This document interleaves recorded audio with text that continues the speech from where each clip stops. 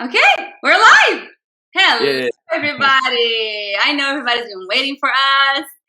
We were having some technical difficulties, but we are here. Just more excitement until it starts. So let us see. Make sure that this, okay, they can't, it's just telling me that they cannot show it on Instagram again. So let's save this. Welcome, everyone. We're so excited to be here on a Friday night in the States. In Singapore, it's already in the future, Saturday morning. We are here with Dr. Yue Cheu from Singapore. Everybody knows who he is. We're so excited to have him. And I'm going to go ahead and start with his introduction. So Dr. Yue Weng Cheu is the clinical director of DP Dental in Kovan and Orchard in Singapore. He completed his BDS, his dental degree, at the National University of Singapore. Dr. Yue received an annual scholarship award from the Pierre Pochard Academy Foundation. He has been elected as a fellow of the Royal Australasian College of Dental Surgeons, fellow of the International College of Dentists. He is the editor of the International Journal of Orofacial Myology and Myofunctional Therapy with the IAOM. He has also obtained his membership of the Joint Dental Faculties of the Royal College of Surgeons in England. Dr. Yue has completed the full TMD continuum at Occlusion Connections in the USA and finished his mini-residency on dental medicine with Tufts University School of Dental Medicine and continues to lecture and conduct hands-on courses locally and internationally. Hello, Dr. Yue, and thank you so much for being here. Would you share with our listeners a little bit how you got into airway dentistry first? I think it stems from the fact that I need to solve my own problem, right? Yeah.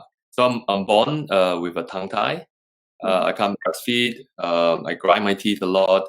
Have neck, hip problem at age of 31 to 37. Really creating a lot of issues. So I think the opening is really when I approached Dr. Clayton Chan in Occlusion Connections to have a look at my form. And of course, taking his courses over a 4-year period, that really helped me to consolidate the whole connection of the mouth to the body. Right. And while going through that, Dr. Herman Ramirez appeared in my life also in 2015. That he himself also was in Singapore and really gave me a lot of information regarding oral function, the oral functional myology of the mouth and its connection as well. So that started me on the journey on really connecting things together in terms of occlusion, in tongue function, and then the tongue really gets to me in 2016 when I took a course with Dr. Marjan Jones in Brisbane for babies. By the time I really need to read up on breastfeeding, and I realized, whoa, all the cranial nerves that I studied in school starts to just dance around me, and I start to see the connection. Yeah, so I say, oh, look, I mean, maybe there's really a lot of truth and value to understand them to help me in my daily life as a dentist, because patients do come to me, they have all kinds of issues with the mouth, with the face, with the head and neck.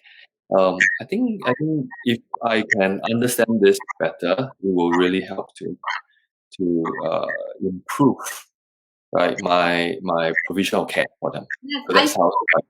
I feel like everybody in this field, for some reason, either had all these issues growing up or had a personal relationship with somebody, a child or a grandchild or somebody who had these issues. And we go into this world really just trying to help.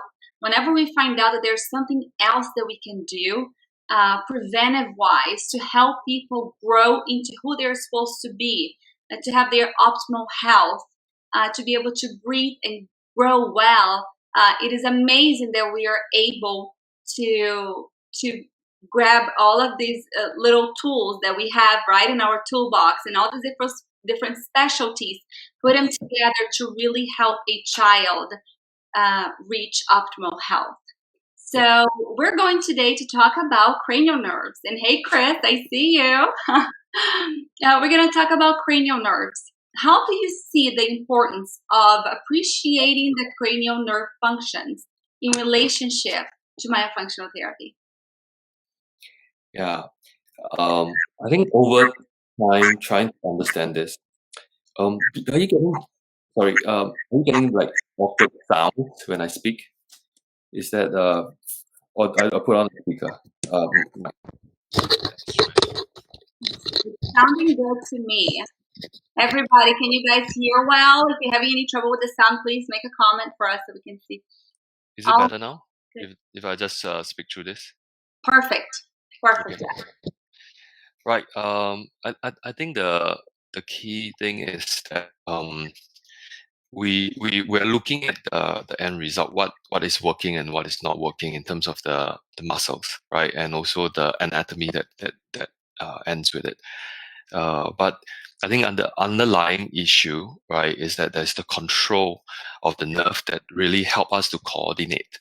So when we look at one section, but there are many nerves running from here to others, right? For example, just stay closing your mouth. Mm-hmm.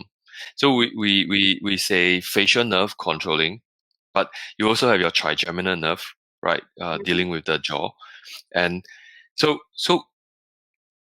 there's beyond that just the anatomy of the mouth, but is this whole very intricate synchronized firing of the nerve, so that you don't end up just closing one side, or you want to close your mouth and your jaw still want to open, right? And your neck is like all the way to the side and you're trying to swallow. Yeah, it's all awkward. So how did all this come together? So from the very start, you look at reflexes, maybe like babies. So baby getting a signal from the nipple of the breast. So I need to fire off the accessory nerve, cranial 11, right? So you turn the whole head over, and then you have your facial, your trigeminal nerve opening up the mouth, ready to latch. And once you get on, then your tongue, your hypoglossal nerve, number 12, will start to do the haloa dance, and then try to just deliver the milk to the back of the throat, glossopharyngeal, vagus, right? Accessory again, trying to make sure everything is all coordinated.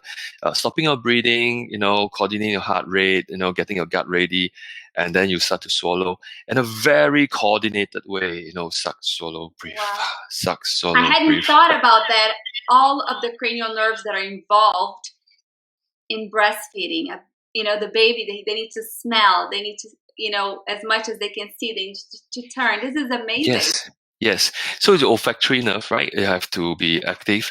So they really recognize mommy's scent, and they feel safe, and they're ready to feed. If there's also a certain, difference in terms of maybe temperature, the environment is not right, the baby is now not having that sense of safety, and you can see that then all the reaction is very, very different. So even if you put a baby on the tummy immediately after birth, baby is able to crawl all the way up and then ready to latch on, right? So how did he get his balance, right? The vestibular cochlea. So and even just he doesn't really, or the baby can't really see well, but when the female is ready to breastfeed, the breast, the areola is really darkened. So it's just helping the baby to say, okay, find the target. The target, yes. Yeah, find the target. So you can see that really just right from the kick, from the start, right? We really need to depend on all this coordination of cranial nerves in order to just survive, right? And one of the key component that is trying to help us, as one of my colleague, Dr. Patrick Phillips from France, he highlight a lot about swallowing as an important component, and he say that how we practice, right? When we're in the in the womb, right? We're already drinking amniotic fluid. We're swallowing before we're breathing out here. Yeah, so we're swallowing. Yeah, so we're swallowing. So we're practicing. He says it's about 50% of the the volume It's about the amount that we drink the moment we get out. So we're swallowing, we're training, right? And then once we get out, yes, we have to start coordinating breathing and suck, swallow, breathe reflex again, right? So when you swallow, you can't breathe. So you actually go into a swallowing apnea, literally, right? So once you swallow, epiglottis closes, and you have to finish that whole process before you open up, catch your breath. So even that very understanding that you need to do this, you can see why some children, they don't swallow well. If they're not able to keep the tongue up and bring the bolus back and really coordinate with the swallowing, the airway has to be partially, or should I say, has to be closed for the time being while they try to swallow. And if they can't complete the whole swallow work quickly, they're holding their breath for quite a while now. That is so true. Yeah. So now, what's the choice, right? Do you continue or do you just catch a breath? But you can't just swallow with, you can't just start breathing with a bolus of food or fluid still there. So you have to like vomit it out, project it out or spit it out. Then you catch your breath. Yeah. I think that's why we teach parents who are bottle feeding to do pace feeding and to make sure that you don't have the bottle on top of the baby. The baby has to be kind of straight in the bottle in front of it so they have full control of what goes in. Think about it. If you have the baby laying down completely and that bottle is on top, they have to swallow. Otherwise, they will choke. Yeah. So a lot of times they will give them so much milk. Oh my goodness, they were so hungry. Well, they had to eat it. So with that, right, they also coordinate this whole swallowing through a very different pattern. You get them not putting the tongue up and swallowing in a very nice quick gulp, but they go tongue thrusting, right? So they have to ration the flow now. So they go, yeah. So then they learn tongue thrusting right from the start, right? So if you put them on a bottle for 2 to 4 years, and then you ask them, why are you like sticking your tongue out? And you're like, who created it? Yeah.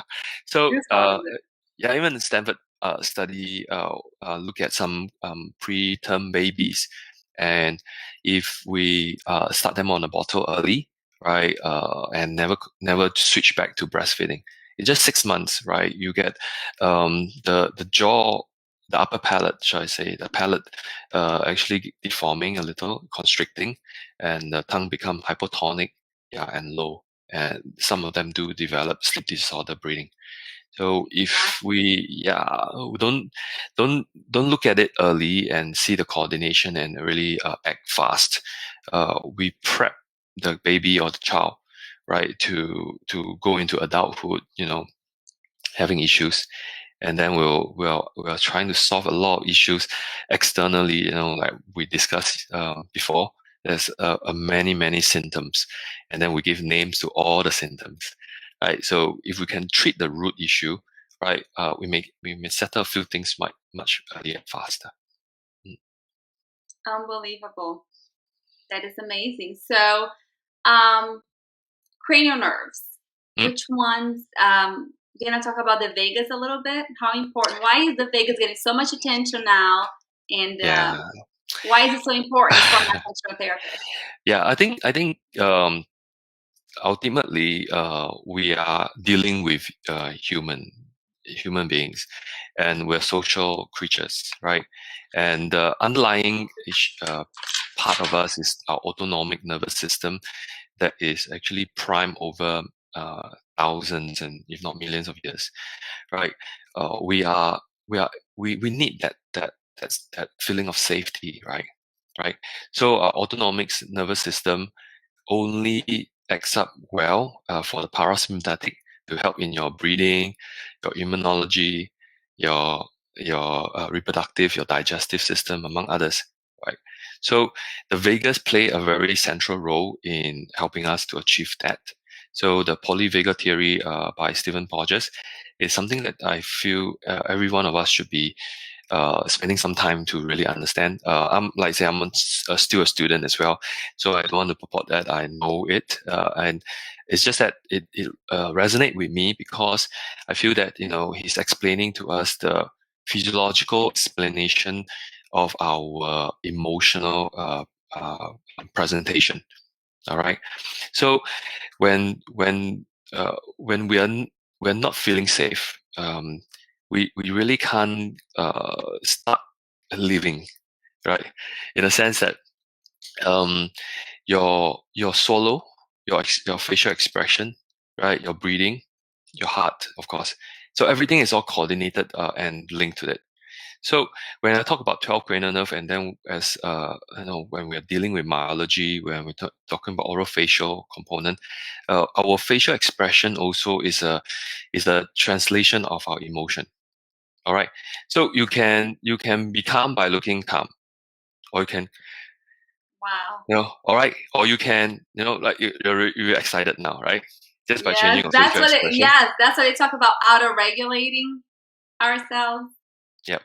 So again, also you coordinate with your people around you, right? So that feedback is so important, and so that's why when we are dealing with all this muscle function, we're not just going in and just train the muscle, just like trying to get the bicep bigger and move the biceps, right?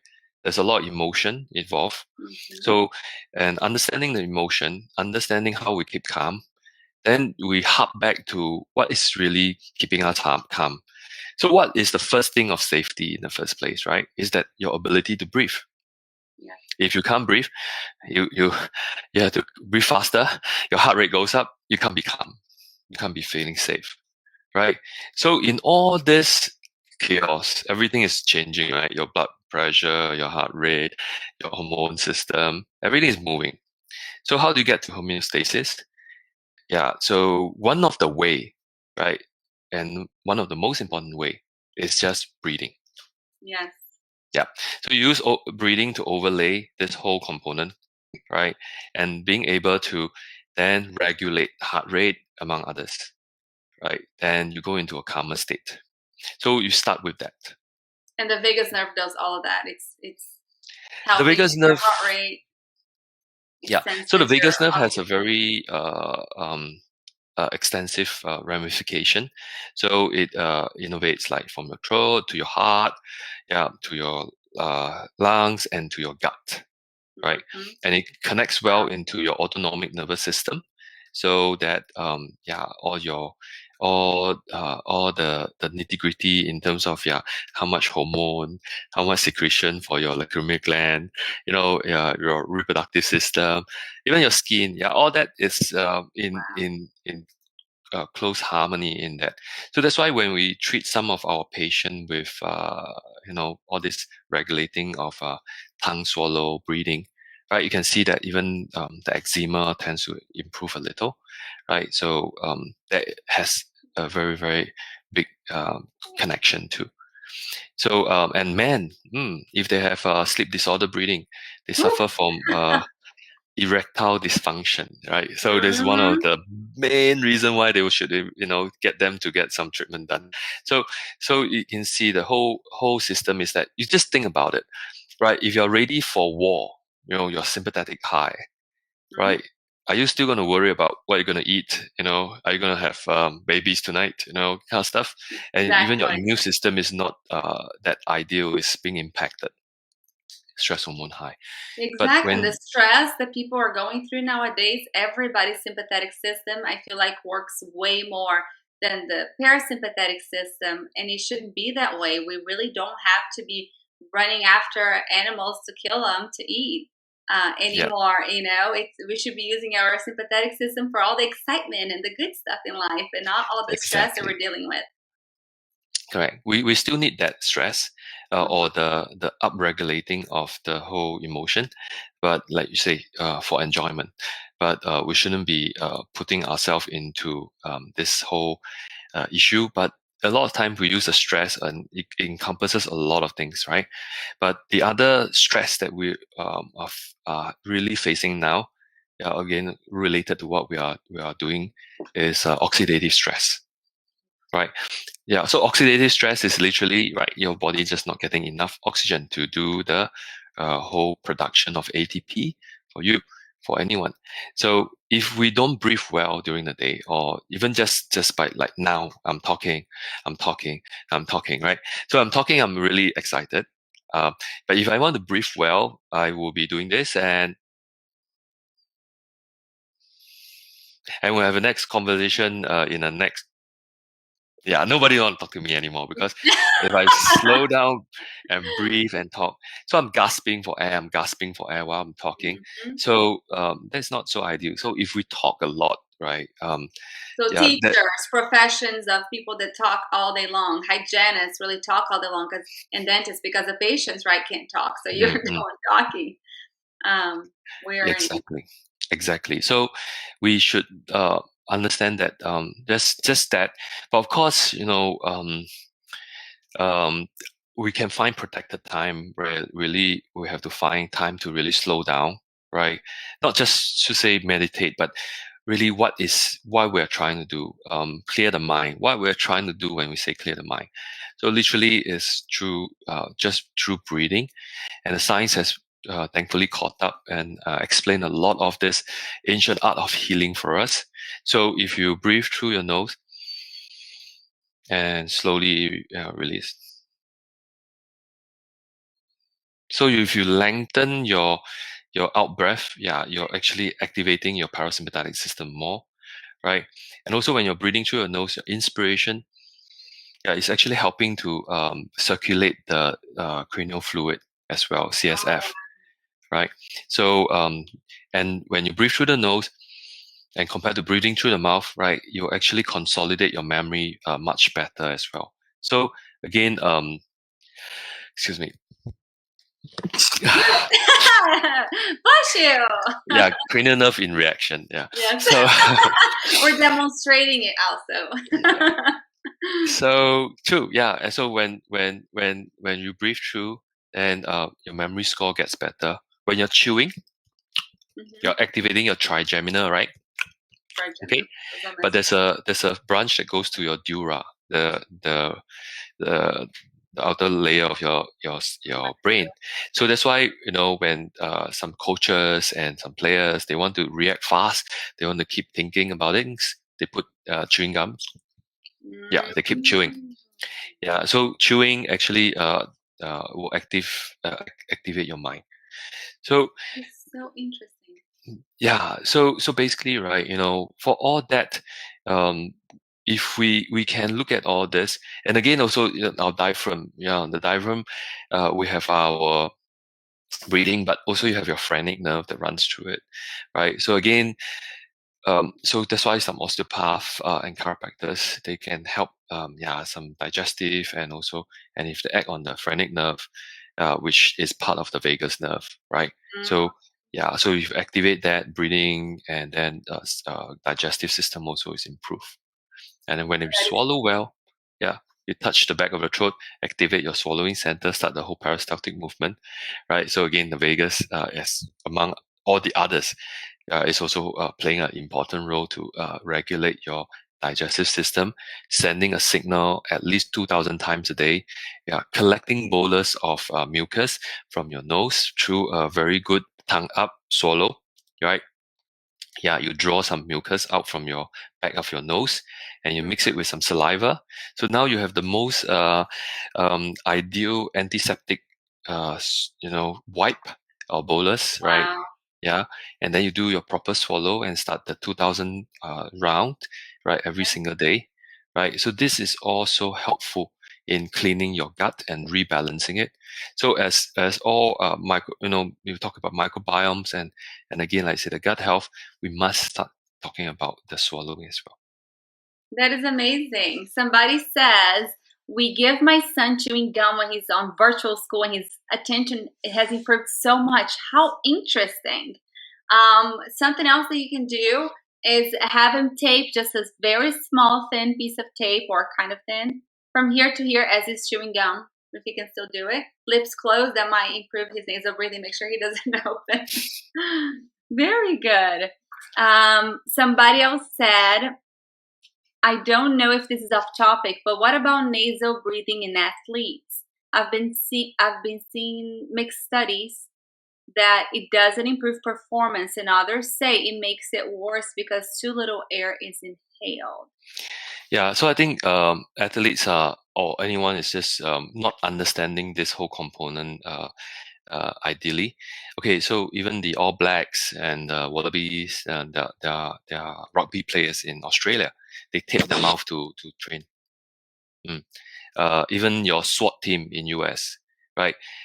Thanks to Patrick McKeown. Yeah, so he's training all this right breathing technique, of course using Buteyko, but also others, right? You know, to optimize the body. But he wrote a book on oxygen advantage. But if you read it closely, it's actually carbon dioxide advantage as well, right? Yes. That's right.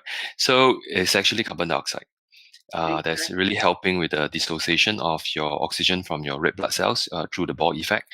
So if you are able to close, when you're breathing, you're actually breathing. We all have to understand first thing first, right? When you breathe through your mouth, your resistance is reduced by 50%. So when you reduce that resistance, just like you try to inflate a balloon like this. Okay, compared to you breathe through your nose. Yeah, you really can inflate your lungs much better down to the deep lobe. When you're using your nose to breathe, if you know how to do diaphragmatic, right, you're actually opening up your thoracic volume much better, right? And then by concentrating some certain amount of carbon dioxide, you're now increasing the release of oxygen, dissociating, releasing it from your red blood cells, and then the body has more oxygen to work with. So just like some individual going on high altitude training, right? They are facing very scant amount of oxygen in the air, right? Of course, they can train. They still have to slow down their pace first, right? Then you activate the body. Then your erythropoietin from your kidney will start to then produce more red blood cells, and then your oxygen carrying capacity is increased, right? But then if you do the same thing on land, right? Once you want to close your mouth and you want to use your nose, don't do it at the same pace. You kill yourself, right? So you slow it down first and you build. And now because your tongue is up, right, and your breathing is right, you actually manage your heart rate because of the increased parasympathetic tone. So you don't go into high zone. You can keep your heart rate within a certain height, road zones, I say, and then recovery is much faster. So there are enough studies to prove that it is the case. And in Singapore, our marathon record holder, Coach Rameshon, right? Yeah, he told me, right? I talked to him, and the record is still standing for 22 or maybe even now 24 years now. Yeah, the moment he kept his mouth closed and he ran the whole 42 kilometers, right? That's when he broke the record, and it stood since. So that is the key. So a few years ago, and if somebody knows who this runner is, you can please post and let us know who it is. I was watching the qualifiers for the Olympics. It was probably 3 years ago because my daughter was little. And it was just me and her at home. I didn't have anybody to share with, but there were about 25 women running the 10,000 meters. And they started. And there were, of course, so many of them. There was one lady in the middle who had her mouth closed. Only one. She was from Nigeria, if I'm not wrong. Not only did she beat everybody, she beat everybody with 2 laps in front of everybody. I mean, 2 laps ahead of everybody. She was finishing the second lap and people were just finishing the race. It was unbelievable. She kept her mouth closed the whole time, the only one. And when she was done, they interviewed her and she was talking just, a little bit, breathing a little bit heavier than we are right now. I mean, unbelievable. And I'm like showing my daughter, see, I knew she was going to win. Nobody can. But it's incredible. I think it was Patrick McKeown's book that says that high intensity workout athletes, you can open your mouth about 40% of the time during high intensity workout. But other than that, if you can keep your lips closed and breathe through your nose, you're going to increase endurance. You're going to increase strength. I do want to ask everybody, the floor is open for questions. Please send us your questions and we will read them over here. Ricky said, chewing gum provides proprioceptive input and helps calm the body. Thank you, Ricky. So it's good for us to know, and myofunctional therapists to know, that it's not only to work certain muscles and work on chewing or lateralization of the tongue, but also provides the input. That's awesome. If you think about it, right, Renata, chewing takes all 12 cranial nerves to work as well. Wow. Yeah. Okay. So you look at it, right? So when you chew, right, you have, when your jaw is moving and when you're chewing, do you have to tell your face what to do? You don't have to, right? It's coordinated. Then do you have to tell your tongue to go left or right, because your food is in the mouth? No, right? No. You'll be talking to your friend. Oh, well, yeah. And then when you're ready, you swallow and then again, right? So you swallow without even thinking about it again, also, right? So that means the facial, the trigeminal, right? The hypoglossal, glossopharyngeal, the vagus, right? And of course, when you're eating, the olfactory will help. If you're looking at your food or at least having some reference, it's easier. If you close the eyes and eat, a bit more challenging. And your neck accessory, right? You don't want to hello. So you also just want to stay still.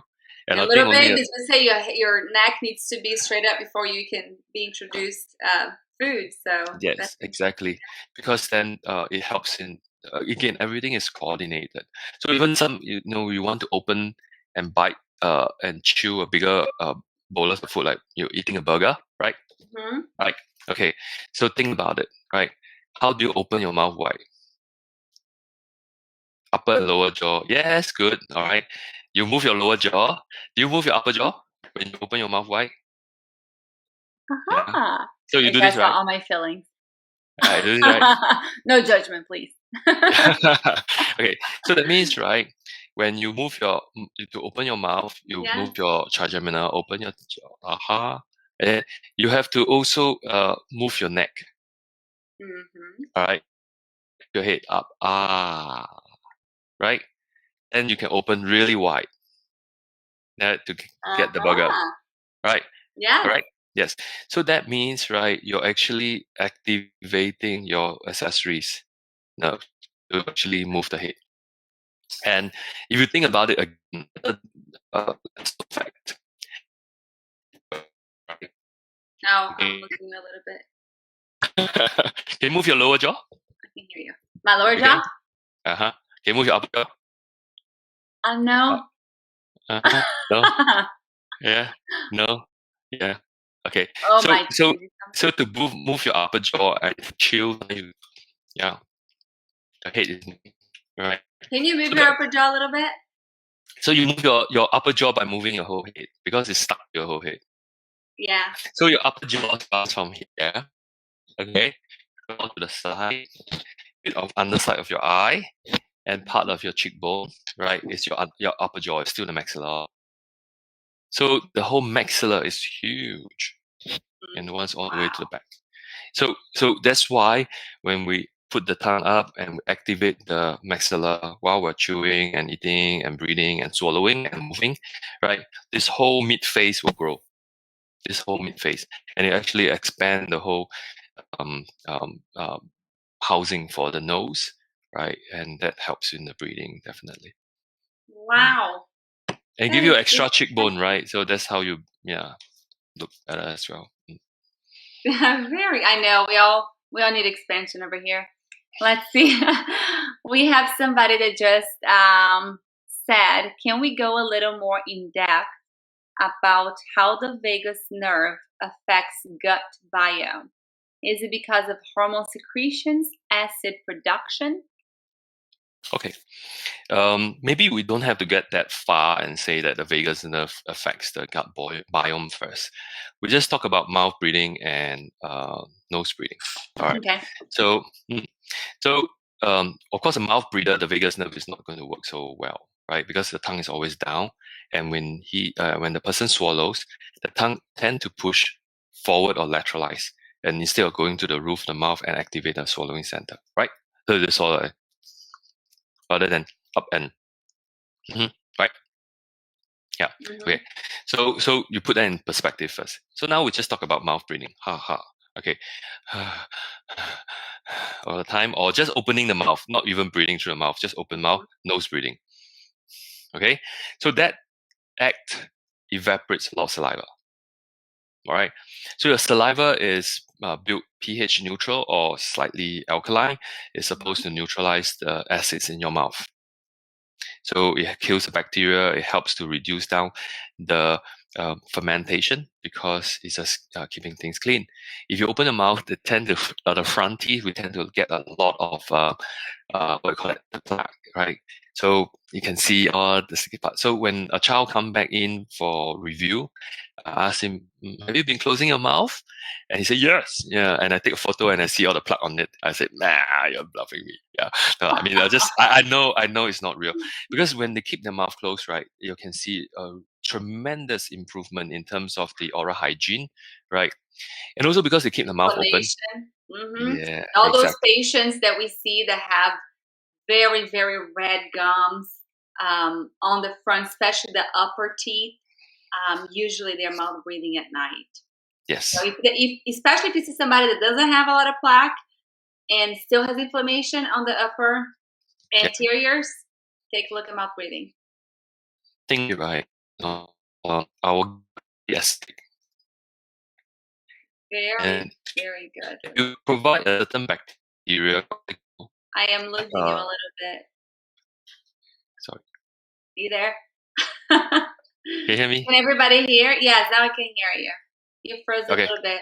Is it okay for everybody, guys? Can you guys hear as well? Let's see if somebody's going to say something. I'm not sure if that's no. I think it's still going. Okay. Yeah. We'll keep going because it's recorded. That's so when we open the mouth, right, to induce a more acidic environment in the mouth. So you also area that really like this kind of environment. All right, and then you swallow very quickly and properly, getting all this saliva. Because you don't breathe through your nose, accumulation of all the mucus that's been there, bacterial infestation and all stuff, and then occasionally post or you suck it in and you swallow all this muck, right? And in a very poorly moving, very poor peristaltic movement because you're not activating the swallowing center and getting the peristalsis move. Right, so you get irritable bowel syndrome kind of stuff, right?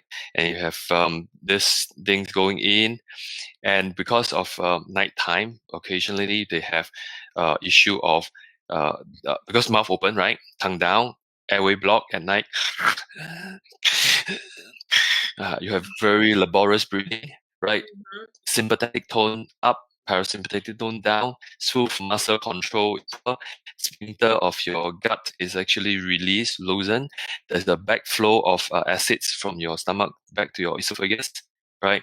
And then, right, all this is happening day in, day out, day in, day out. So you don't really have a very clear and clean gut because of this very poorly coordinated swallow breathing. Right. So if when we start everything well, right, parasympathetic system is strong, vagal tone is strong, right, then your good nasal breathing, get mucus, get the saliva, clean your gut 2,000 times a day. It's a different story altogether now, right? Wow. And also, you look at all the peptic ulcers. They're actually created by Helicobacter pylori. So this bacteria, right, really grow very well in very acidic condition. So my point is that, right, we thought that no bacteria can grow inside our gut anymore, but this guy made it right, and create problems. And also it took this Australian researcher, I forgot his name, sorry, but he drank the the gut juice of another patient, okay, to prove that he can inoculate himself, right? And he won a Nobel Prize for it. Okay, so it's all fine. Okay? He deserved it. Yeah, he deserved it. So basically, my point is just that, right? Yeah, um, it is a situation where we really have to take care of it by relating what is natural, right, first, and then our body will just react accordingly. Yeah, I guess our internet connection is just not great. I hope that I see some people saying that it's in and out. Some people are saying it's cutting up. So hopefully whenever it records everything super good. So we're hoping. But I can hear you well. Chris just asked us, I wonder how people with UPPP or UPPP are affected with which affects the back of the throat lubrication. So people who have had UPPP, which is that surgery where they cut a little bit of the soft palate and the uvula. It's one of the treatments that used to be done for sleep apnea to open the airway. I actually had not the uvula, but the soft palate removed on both sides a little bit. Not that I wanted it done, but it was done. And since then, I've had trouble swallowing.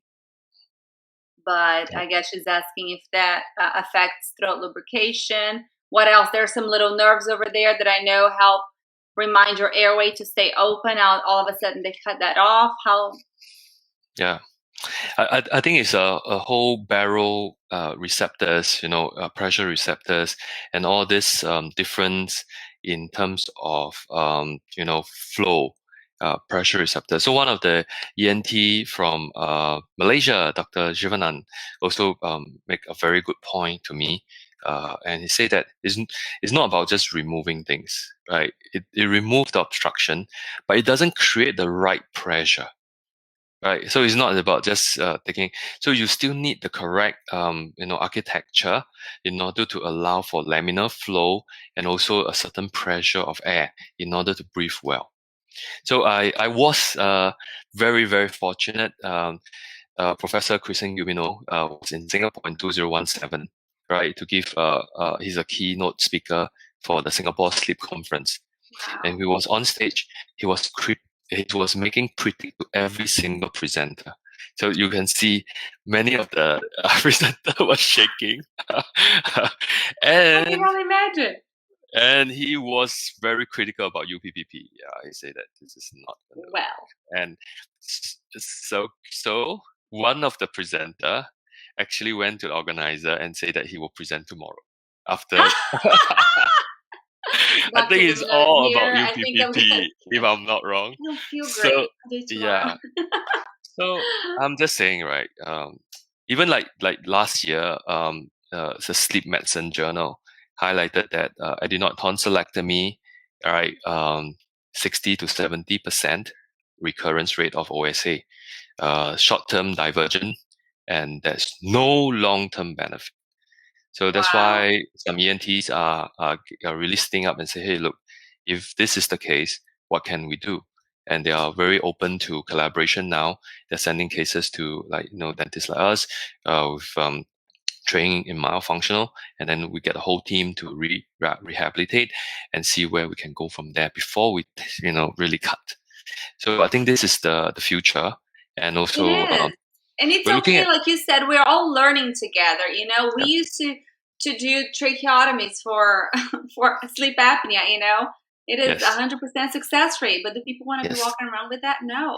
Exactly. So we are all learning as long as we all keep researching and keep working together. And that's why I wanted to make a group like this, Airway Circle, so we can spread the word and really get these professions from all over the place. And let's talk. Let's sit down and have a regular conversation and just share knowledge. And how can we help more people know what all these amazing professionals have been doing, and it's working. Let's sit down and talk about it. It's okay if you're used to extracting 4 premolars and pushing everything back. What do you have to say about that? I mean, it's not okay. I said it's okay if you're, you want to look into it and what can we do differently. See, right? I know. I always say, run. They want to extract teeth. Run. Yeah, the different norms, Mm-hmm. right? For different racial group. Okay, so for Asian, very prone to airway obstruction because of our architecture of the whole airway at the back. So sometimes in US, my colleague was just telling me that the thin Vietnamese is out snoring, the fat American, right? So it doesn't really need to be fat in order to stop the breathing. So because of that, we tend to be more bimaxillary protrusive, right? So upper jaw, lower jaw tend to be just out a bit more. So of course, if we compare it to like maybe some of the social norms, it's like we get more Western media kind of influence at like we're getting certain facial features that we achieve. So we go for it, right? So we want to extract some teeth so not to have such protrusive facial form. And we're architecturally, physiologically, we can't reduce the space. And also, if you see, it's very interesting. For Caucasian, sometimes because of that, thin, less protrusive, the lips looks a little bit thinner. So they want to look like Asian with thick lips, or the Afro-American, right? So then they have all the fillers and all that. Is it okay for people to get fillers? Does that affect your lip seal? Do you think it affects myofunctional therapy or lip seal? I recently actually just had a patient ask me, can I still keep getting lip fillers? Never did research on that, but I thankfully I've not seen too many people with that. But I can imagine if they have it too much, it's definitely difficult to and they want to create that look, right? They want to look that pouty look. Right? Yeah. So it's the open mouth posture look.